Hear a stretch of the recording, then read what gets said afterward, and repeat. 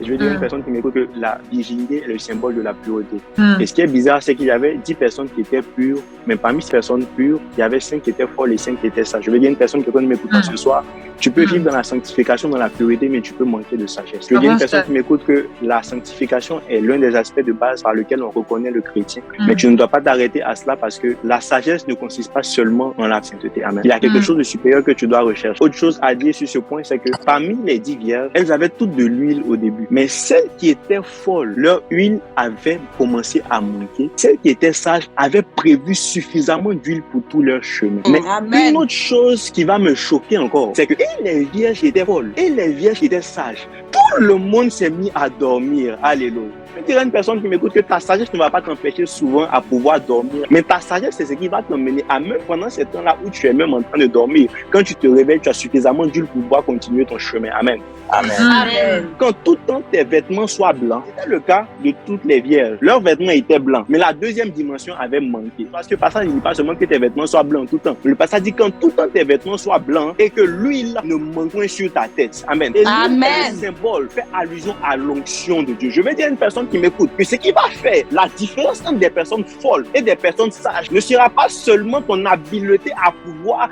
t'éloigner du péché, à pouvoir vivre seulement dans la pureté, mais ça sera ton aptitude à non seulement t'éloigner du péché, mais à pouvoir croître dans l'onction, dans la manifestation et dans la puissance. Alléluia. Dans la Bible, il y a une histoire très intéressante d'un homme qui s'appelait encore Salomon. Il y avait ces deux femmes qui avaient chacune un enfant.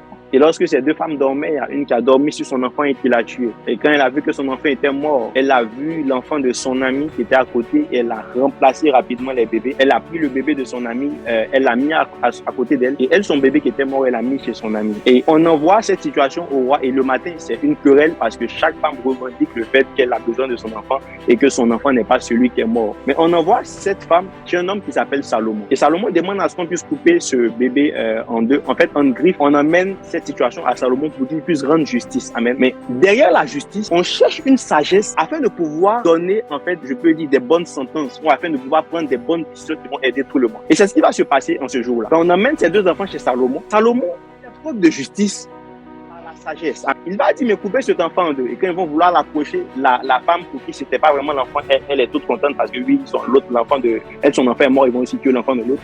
Mais celle dont c'était véritablement l'enfant a dit, non, s'il vous plaît, ne le faites pas. Je préfère qu'on puisse donner l'enfant à cette autre femme. Et en rendant justice, Salomon, après, n'a pas été reconnu comme étant l'homme le plus juste de la terre, mais comme étant l'homme le plus sage. Pourtant, il a rendu justice. Quelqu'un rend justice, hein, et puis on ne dit pas il est juste, mais on dit il est sage. Oh my God. Il y a une personne qui m'écoute en ce soir, que la sagesse est ce qui va te permettre d'être juste dans ce que tu fais.